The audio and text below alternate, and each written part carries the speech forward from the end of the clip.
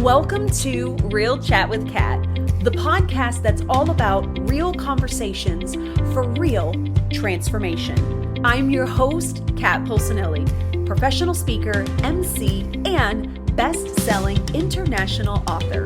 Here, we tackle the tough stuff, the mud that we all have found ourselves in. We talk about the pivots, the challenges, and the victories that shape our lives and our businesses. From overcoming trauma and finding your voice to navigating life's unexpected twists, we get raw, honest, and open. You'll hear from inspiring guests who share their stories of resilience, healing, and growth. Whether it's breaking through emotional abuse, embracing self-worth, or thriving in entrepreneurship, you'll find connection, empowerment, and the tools to keep you moving forward. So grab your favorite drink, settle in, and get ready for stories that hit home and conversations that make a difference. Let's get real together. Hello, everyone, and thank you so much for joining me today on this episode of Real Chat with Kat. I have a super special guest to bring to you. For anybody that has been following my stories or has heard me talk about this, I got the amazing opportunity to be a part of a public speaking event hosted by Heroic back in February, and I met some amazing people in there, and one of those absolutely amazing, energizing people that I met with was Troy. So Troy, thank you so much for being a part of the podcast today. Thank you so much for having me. As I shared with you when we were just kind of briefly talking, your spirit was incredible when we met at Heroic. Your energy, just your aura, and it's just a blessing to be on this podcast and just have you as a new friend. And I'm just so blessed and thankful. Oh, thank you so much, Troy. And you were just like the cheerleader for everybody the entire time. So it was the best energy with all the people there. So without further ado, everybody, I welcome Troy to the podcast. And Troy, please do us all a favor and tell everybody who you are and what it is that you do. Yes, so hello everyone. My name is Troy Alexander. I am the founder of T363 SKIN. I'm a motivational speaker and I advise companies. But really, my whole mission and purpose really is to help men be better, to live in their truth, to love themselves, to respect themselves, but most importantly, understand who they are. And that's my mission and my quest. So I speak at colleges, universities, and correctional facilities. I've spoken at NYU. I've spoken at USC. I've spoken at Holt International Business School, Savannah College of Art and Design, just to name a few, and Farmington Correctional Center in Farmington, Missouri. And my mission, as I shared, is just really about to impact, inspire, and uplift men, because I think we're in this moment that men are struggling. Whether you are rich or poor, men don't really understand who they are and what their purpose is. And I work with men and young adults to help them understand that.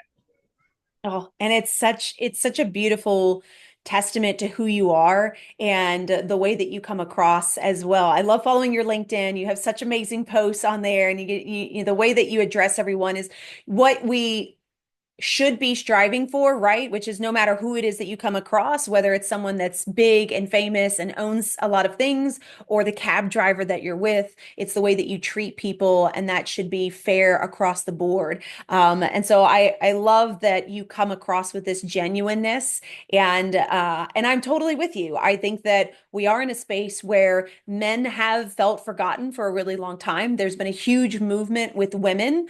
Love my ladies, so nothing against you guys. And we can't expect our men to be able to have safe spaces or feel like they can talk with us if we don't allow them to actually have those spaces and to be able to deal with things in a direction that works best for them. And I learned that really, I don't want to say the hard way, but it was definitely an interesting path by having two boys and realizing that their anger tends to be our sadness, and the way that they handle a lot of things is very different than the way that we do. And at the same time, they still are going through the motions, but unfortunately there isn't as much of this empowerment of men that there is of women, because we do have those men that have created a space that makes it feel like it can't be like that. But there are so many out there, great men just like you, that are striving for this and they're looking for that space. And so I love that you're creating this platform for men to feel like they can be heard, to walk through as well. As you said, men don't have this. Women have this nucleus, this group that they can kind of like lean on. And I have many conversations with men over my lifetime. And recently I was in Miami at a friend's house, and I didn't know this story. I've known this man for about 15 years, and he opened his heart. He's 56 years old. He opened his heart and told me about his two failed divorces and what transpired in that and how he's still struggling. I met a man who went to the juvenile system in Massachusetts when he was 14. He's now 56 years old. And he told me that it took him 40 years to get over that. And Mm. so there's these stories, there's these millions of stories of men who you can't even fathom that they're going through this, but they're taking on this pain, they're taking on this identity, and they have no one to talk to. They have no one to talk to, right? And they could be living in a $1 billion home, or they could be working at McDonald's. They have these stories that no one is there to help them and to give them guidance. And that's what we're here to do. I fundamentally believe that we're all on this earth to make the next person better. I love that. And you got to give everybody a little bit of background too, as to, how this kind of became a thing for you and why you have such a passion behind feeling like they need this space, and, all these components that come around it, because your story really is amazing and inspiring as well. And it shows just how our guys are going through the depths of things as well, and they are needing that support. They're asking for that support. It's just in a different way than what we women might be looking for. Yeah. So when I was a young man, I went to prison for 2 years, and it changed the trajectory of my life. I didn't grow up in any impoverished neighborhood, not to say that you have to grow up in an impoverished neighborhood, but I got in a fight and it changed the whole trajectory of my life. And I was in prison with hardened criminals. And I was 20, 21. I didn't realize what that world was like. And that is a different world in there. That is a real world in there, right? There's hierarchy in that world. And I learned the lessons because I had angels along the way.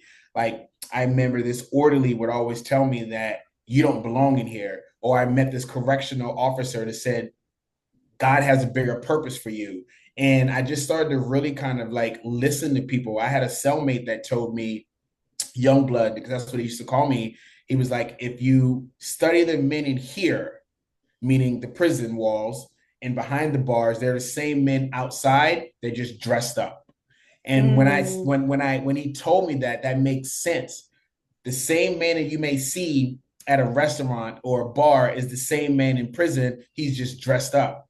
The same mindset, the same behavioral patterns, and all of that. And so I had an opportunity to really study men for 2 years. And there's rich men in prison, there's poor men in prison, but there's still men, and you get a true understanding of what they're about and what they want out of their life. And so I began to really learn and study. Was that process painful for me? Absolutely.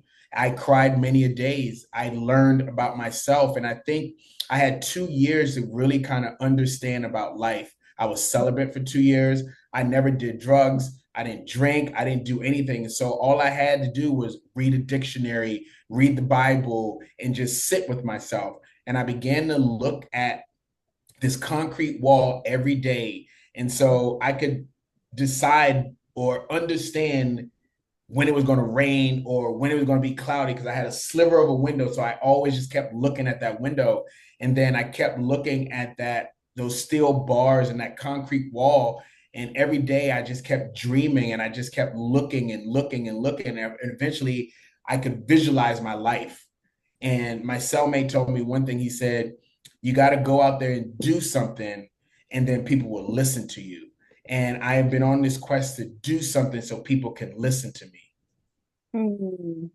I think that it's a really unspoken piece about those that are in the correctional facilities and the statistics behind those that end up back in that space because like you said there it is its own world, it is its own environment, and there isn't a lot of re-education from my understanding. There's not a ton of how do we make them better. It's just kind of we accept them for who they are. They made a mistake, but we're going to keep that mistake here and we just kind of let them be. It's wonderful to know that you had the opportunity to be around people that were still positive in some regard with you because I have talked with others that I've heard stories that aren't as lucky, right? And it's just it's interesting when you think about being in a space where you only have you and you're faced to face yourself and then make the decision of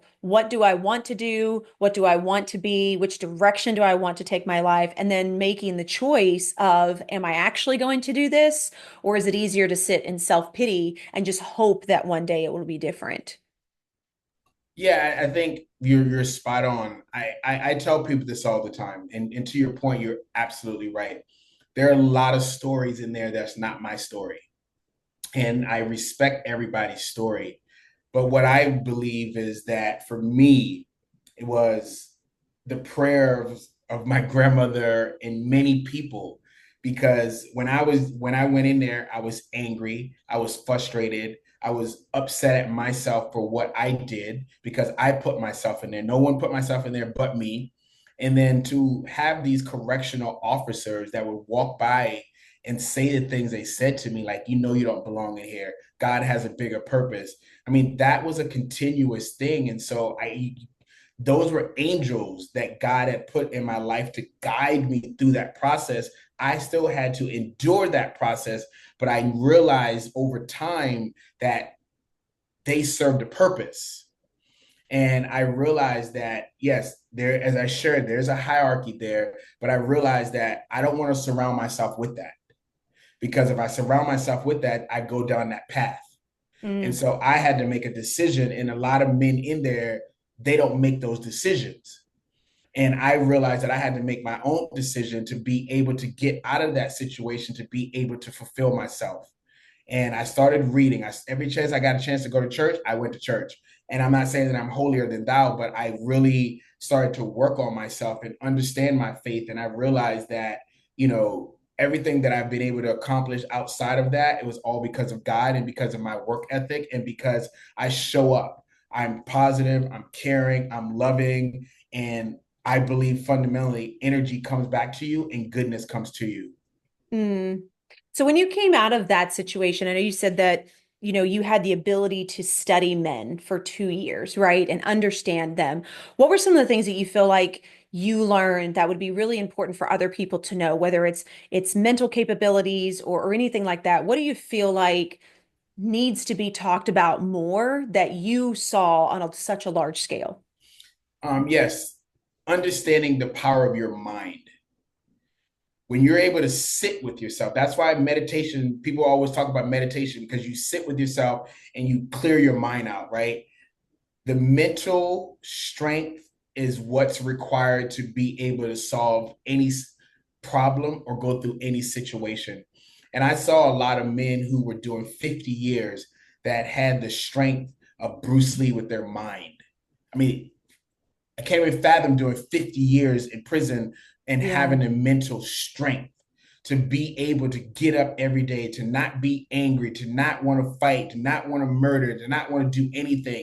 Have that ability to know that you have to keep going on, and you still give people respect, you give people honor. And that was the biggest thing, is the mental strength that everyone must require to achieve anything that they want.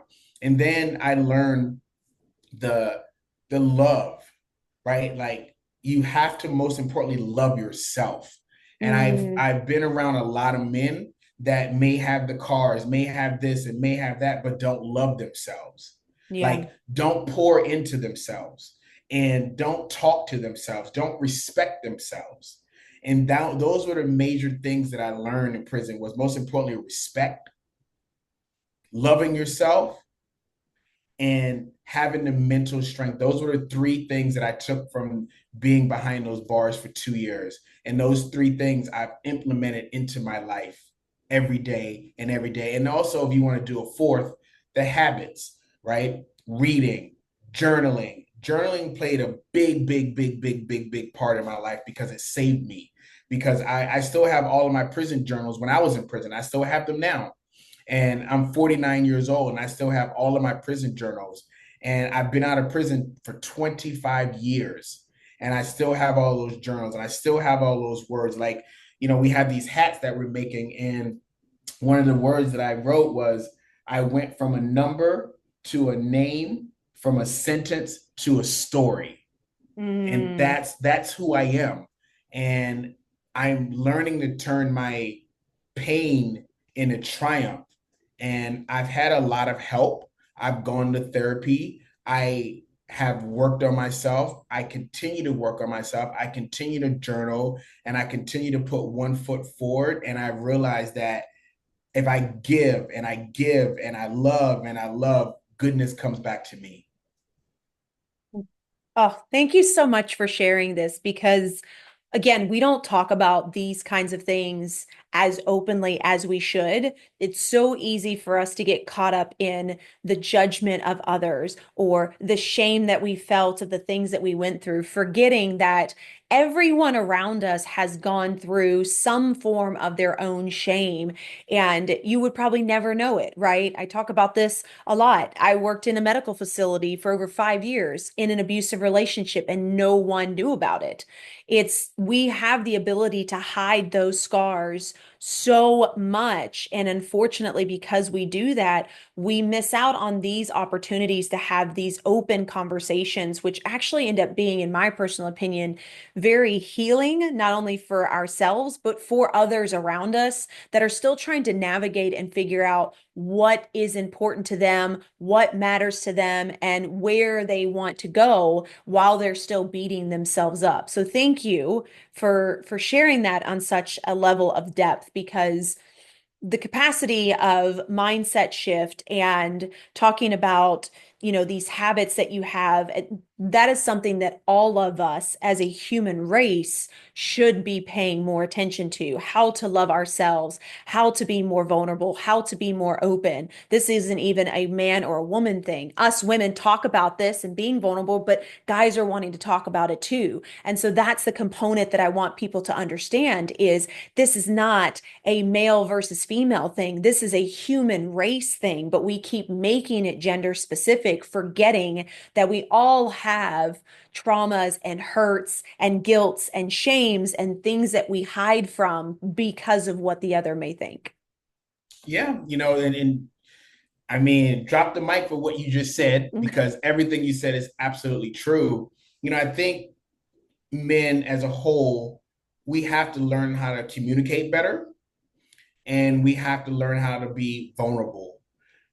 So much pressure is put on us, and it's a lot of pressure that we put on ourselves, because if we learn how to ask and we learn how to communicate, a lot of men's lives would be much better.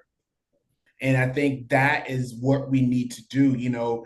There's so much division in this world, but collectively, look at you and I. We're sitting together and having an amazing conversation that's just flowing freely and beautifully about life. And if more of us could do that, we could start really impacting lives. Yeah, 100%. And women say that they know how to communicate, but as someone who was raised with two younger sisters and a great family and kind of a daddy's girl, I don't feel like I ever really knew how to express my feelings and stuff like that. So there's a lot of women in this world too that don't know how to express themselves or be vulnerable, because there are a lot of us that have been taught the same thing, right? Toughen it up, you're good, keep on going. And those are the foundations that we're built on. And what's happening is we're now passing that down to the Yeah. next generation, right? That was something hard that I had to learn with my two boys was I don't want them to be like that and I want them to be able to be open. Well, holy crap. If I'm going to do that, that means I actually have to be vulnerable with my kids. That means I actually have to tell my kids of the screw ups that I feel like I did. That means I have to tell my kids when I feel like I didn't do best enough for them for the situations that we were in and cry in front of them while they're trying to explain to me that it was their own decisions for the things that they did. These are the kinds of conversations that need to be starting at a much younger age so that we are creating a society where this isn't a taboo conversation Yeah. or this isn't someone that makes people feel awkward when they're sitting in their seats because they're like, oh God, they're talking about this. This becomes the normal types of conversations. This, like Yeah. you said, this is how we evoke change. Yeah. It's and to your point, and it just really made me remember this. I was in New York a couple of weeks ago, and I had one of the most amazing conversations with my Uber driver. And I'm thinking about creating a series on this because I travel a lot and I have amazing conversations with men. But to piggyback on the point that you just made, the gentleman told me, he said, do you know 70% of marriages end in divorce? And I said, okay, continue. And he said, what happens is this: most men marry the wrong woman. And then when they marry the wrong woman, that woman conceives a child, and that child is every day with the wrong woman, and she is permeating his brain and teaching he or she various things from the trauma that she has induced, from the pain that she has suffered, and that creates that child, and that child, as she or he grows up, runs with the same trauma from both parents. And so many times, so many of us are with the wrong individual, he said, and the wrong individual continues to create this world. And that hit me. And I'm like, wow, because when you think of all the trauma that a lot of us adults have today about not being able to communicate, not being able to do all these things, we all have to go back and understand, who did our parents really conceive with? I can speak for myself. I love my mother with all my heart, but I know she realized she conceived me with the wrong guy because my father, who I call my sperm donor, was never around. I met him one time when I was 5 years old. So if you think about that trajectory, that point affected my life, and I didn't realize it affected my life. And years later, it led me to prison. And so when he said that to me, that struck a chord, because I'm like, yeah, my mother did wrong, conceive with the wrong guy, and that affected my life. And when he shared that with me, I was like, wow, because that is actually the truth. Because I had all of that trauma, and a lot of us have that trauma. They may not go to the extreme of what I did, but they're in bad relationships. They may be in terrible situations. And so I think we all need to really understand who our parents were with and why we came in this world. And then we need to understand who we're going to deal with to be able to make sure that that generation, if we have kids, isn't affected. Mm. This is an interesting perspective. And I would even go as far as to say, maybe it's not even that it's the wrong person, but it's a simple fact that you were attracted to somebody that was unhealed. And if both of you are unhealed individuals, then what you are doing is you're creating this beautiful trifecta that then is formed into the birth of a child. And unfortunately, that child then carries the traumas of both the parents, both the male and the female. And so it kind of comes back to what you were saying earlier of why it is so important that we love ourselves. And when we learn to love ourselves first, we then start to learn to heal the traumas and the wounds that we have so that when we are with someone, we have the ability to continue to heal each other, which then creates a healing space for the child to be in later on down the road. I do believe that we're always going to have traumas and things that affect us and decisions that people are going to make that are completely out of our control. It's just based on the situations or, whatever we happen to step in. But I do think that it definitely starts with what are you choosing to heal or what are you not choosing to heal? And are you getting in yourself in a situation where you both are so unhealed that you end up bonding over that? And instead of utilizing that space to be like, how can we be better? It ends up turning into arguments and fights of who is right and who is wrong because neither one of you know how to be able to be open or help the other person heal. Yeah, I mean, you're spot on with that. I mean, you took it a level higher, but you're absolutely spot on with that. I mean, that's the beautiful part of this. Yeah, definitely. I thank you for having these kinds of conversations. And I think it's a really great way to get people's brains open and get them flowing and get people thinking on a micro different of a level. Whomever is listening to this, if there's something that you heard and it knocked a chord or it made you twinge or it sparked something, pay attention to that, right? Because it's those small things which are going to enact that change down the road. So something has caught your attention for some reason. Now it's your responsibility to look into that to decide what that is and what you want to do with it. So as we move forward, you talk about being in prison and coming out of that and changing this trajectory of your life. Where did that mindset kind of lead you down? Because you said it's been 25 years since you've been in that. So, how did it look afterwards? Do you feel like you kind of put yourself on the right path? I mean, I know you've got a company now that you own and some great things that you're doing, but has that always kind of been a part of that? Or is that something you feel like you kind of grew into as you continued to heal? Yeah, I think, for me, as I shared with you earlier, I began to look at that concrete wall every day and I began to visualize my life.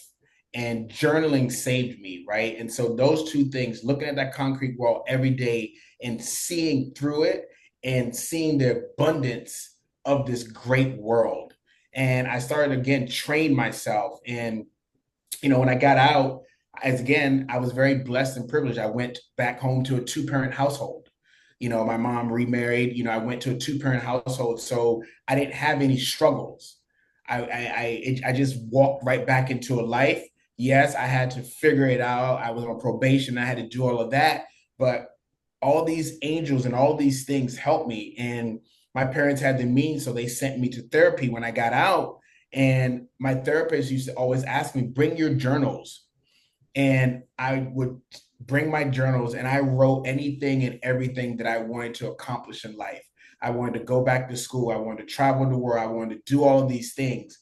And I remember years later, I went back to go see her and she says, bring the journal. And we crossed out all the things that I had wrote in prison that I wanted to accomplish. And I did it because I kept with my mental strength.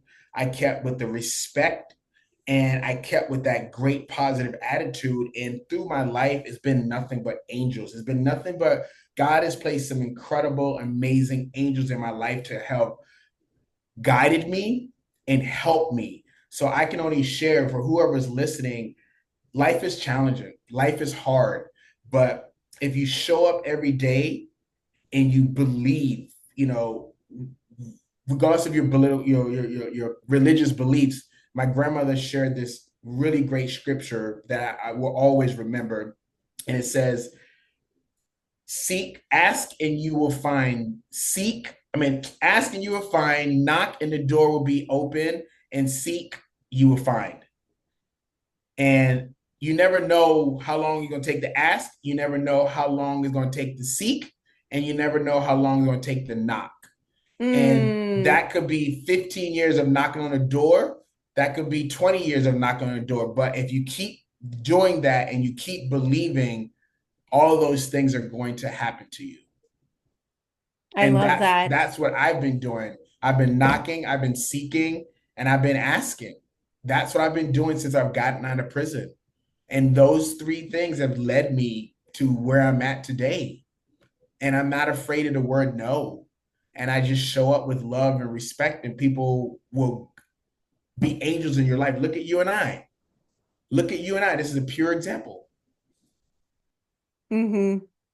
And what's really interesting, is everything that you're saying in some form or fashion I feel like is also a fear of other people's, right? It was a fear of mine, and it still is occasionally. There's times where I feel it and I know I have to push past it, whether it is, are they going to say no? Is this door going to open if I ask? Or whatever that may be in that moment. And I think that fear ends up being the biggest component that tends to keep us from pushing forward to something that we know we ultimately want to be able to do. So I think that there's a truth in this conviction of how you feel and knowing that you are in that space, you know what you want to do, and making that decision to the point to where it doesn't matter what anybody else has to say. It doesn't matter what anybody else has to show. It doesn't matter what anybody else can prove from their perspective. Once you are landed in that space wholeheartedly, you are going to waver a little bit. There's always going to be challenges. You're still going to fail through things. But when you can find the lessons that's in that and you find the gratitude, then you find the opportunities. And when you can find those, that's how you continue down that path. And again, what does that come? That comes back to that self-love, right? That internal invalidation, that understanding of who we are, which is something that I think a lot of us are striving for still to this day. And I've met people of all ages and races, and it's the same story. We all end up having the same struggle.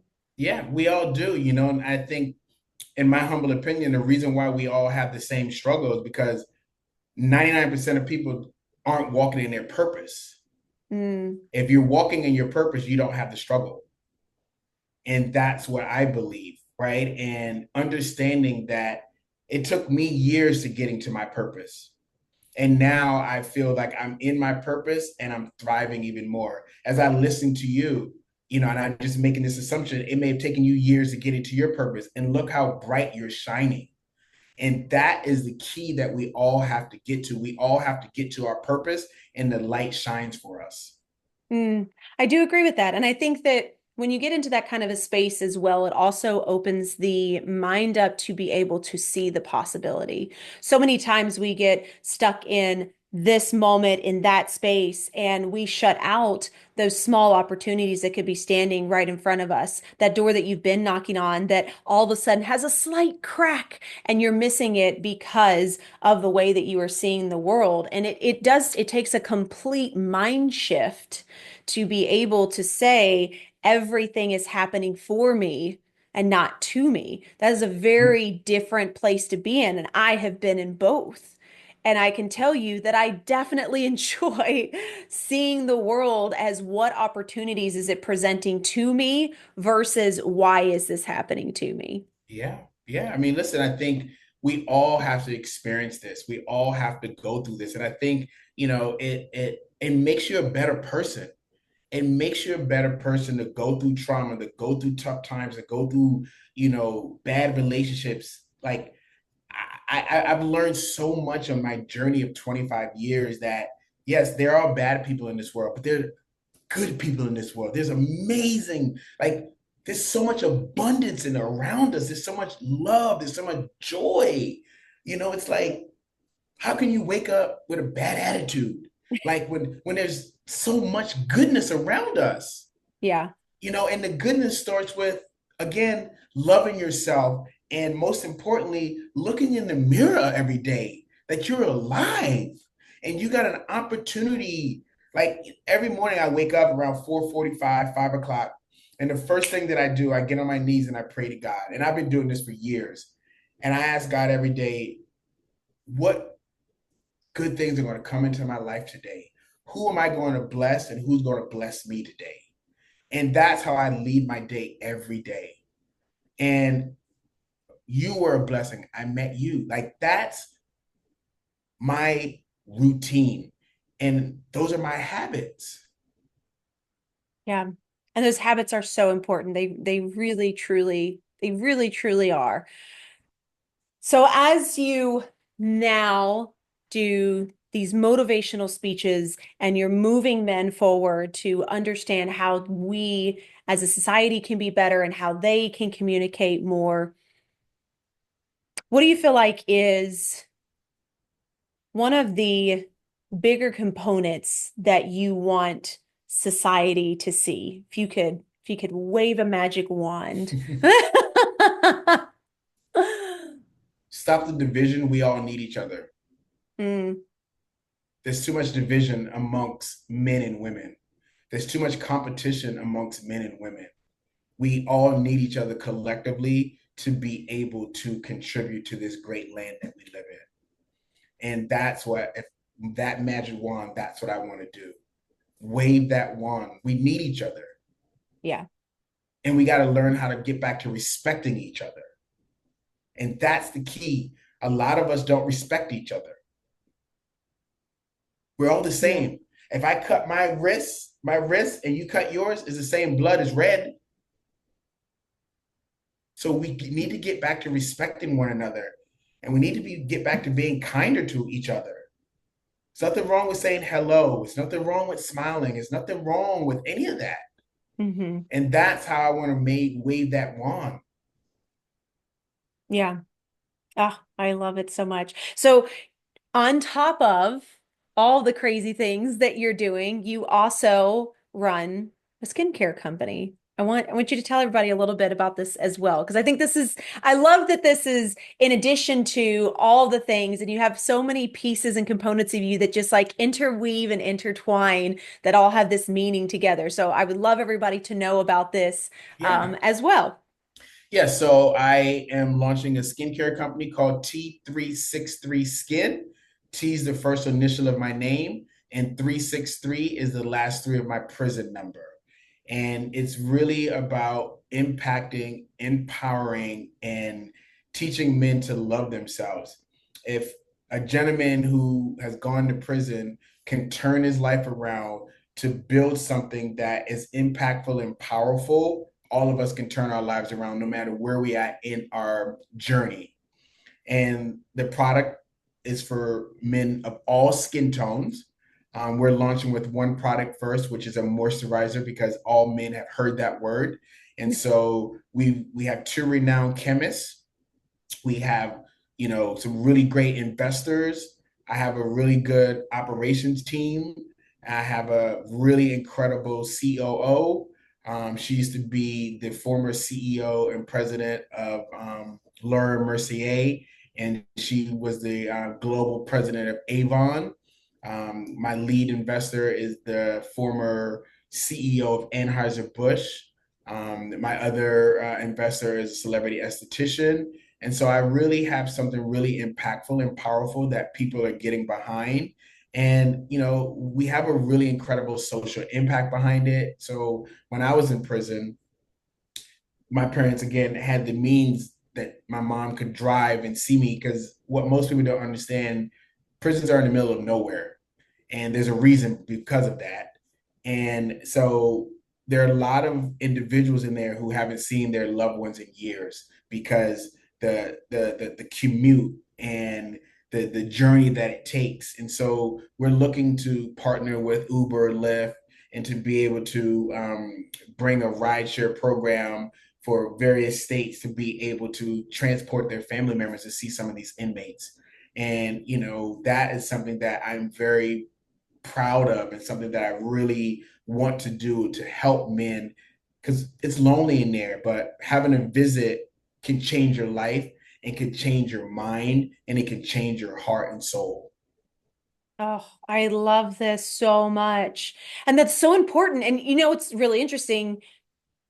And obviously I haven't been in that world, but I never thought about that, about how many don't get those visits because of where prisons and stuff have been put. I understand why. And you're right. It is so important to have that outside love, to know that somebody still cares, to not have to feel like you are absolutely and completely alone, which again, I've talked to several that have stories like that, that did do something different with their lives, but it's just that extra layer of challenge that they have to get through. So, how beautiful is this for you to be able to create something that not only can help and empower men and gives them something that is theirs, but also for such an amazing cause as well. I can't thank you enough for that. That's so awesome. Oh, thank you so much. Thank you. Listen, my mottos I shared with you before, we're all here on this earth to make the next person better. I agree with that 100%. So, if you could leave everybody with one thing, what would that one thing be? What would be something you'd leave the audience with? Buy a journal and start writing your thoughts down. Mm, Get out of your mind, write your thoughts down, and it will start to transform your life. definitely. Definitely. It's so funny is you say that because I remember the first time that I had a coach of mine that told me to get a journal out and I was like, this is the stupidest thing ever. Well, I don't want to write a dear diary. Like nobody wants to do that crap. Who wants a dear diary? This is how I felt. So, but you're so right because when I started doing it, it was game changing. So, to anybody out there that felt like I did, let me just give you a different twist on it. Let me give you a different perspective of what Troy means as well. And it is when you are journaling, don't think of it as you are writing this diary entry. What you are doing is you are opening up your mind to be able to fill that page with whatever it is that needs to come out. And so if that means that you need to start with, I hate my effing life, and that's what you start with, by all means, that is what you start with, but continue writing. Let the thoughts flow. Let it keep going. Let it keep moving on because that is going to be what gets you started. That is going to be what allows you to see deeper down inside. And that is what made the difference for me. Likewise, that's what made a difference for me, as I shared with you. It saved me in prison. Journaling, journaling, writing the pain, writing what I saw, seeing the men cry, seeing the men fight, seeing all of that stuff. I wrote all of those words, everything that I saw, the razor sharp wires, the high powered assault weapons. Like I saw all of that, and it's just, it was very traumatic, but it healed me. Yeah. Yeah, it really is. And I love that you've kept them as well so that you have those reminders. I was talking in my last podcast actually about this as well, of like the importance of seeing where we are, but also paying attention to where we have come from and being Yeah. able to put that whole journey together because it really does make a difference. So, Troy, I can't thank you enough for being a part of the podcast, for sharing so openly with everything that you've been through and what you are doing. Please tell everybody, how can they find you? How can they follow you? How can they be a part of your world? Yeah, so I'm on LinkedIn, Troy Alexander. My Instagram is the Troy Alexander. I'm not really, heavy on social, but you can follow me there. I'm also, we have our business social, which is T363 SKIN. More than welcome to follow me there. You can sign up to our landing page, t363.com. Email because we're getting ready to launch. So love to have you guys a part of the journey. Love to have you guys a part of what we're building. And it would be my honor. It would be my honor to show up for you guys every day and to show you that you can overcome anything. I'm so privileged to be here. I'm so thankful to be here. And please follow my journey. Please be a part of this. I'm a Black man who's a convicted felon who's changed his life around, and I'm building something special and just monumental. So I love all the support that I can get, and I'm so grateful. Thank you. Yeah, of course. And of course, we'll make sure we have all of that information in the show notes. We'll make it super easy for you to find Troy, follow Troy, be a part of his mission, see where his journey is going. So, again, Troy, thank you so much for being a part of the podcast today. Thank you. Thank you so much. To everybody else that's out there listening, I know that you got something out of this. I know that there is something within what we were sharing and what we were stating that either hit you in the gut, that made you feel like you weren't alone, or that gave you the feeling that you know that it's time for you to do something different, whatever that may be. It can be something super small. Remember, small changes are what make us into where we want to go. And that's where we get to see the beauty of everything at the end. So until next time, do one thing positive for someone each and every day and see the difference that it makes in your life. Catch you later.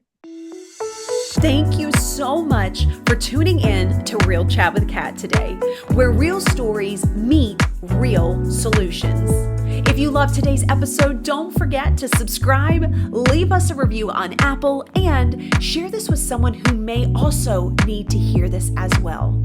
Let's also keep the conversation going. Follow me on socials at The Lotus Effect, connect with our incredible guests, and remember, you are never alone. Your story matters, and you have the ability and the power to rewrite it. You always have a choice. Until next time, stay strong, stay inspired, and keep showing up as the incredible, unstoppable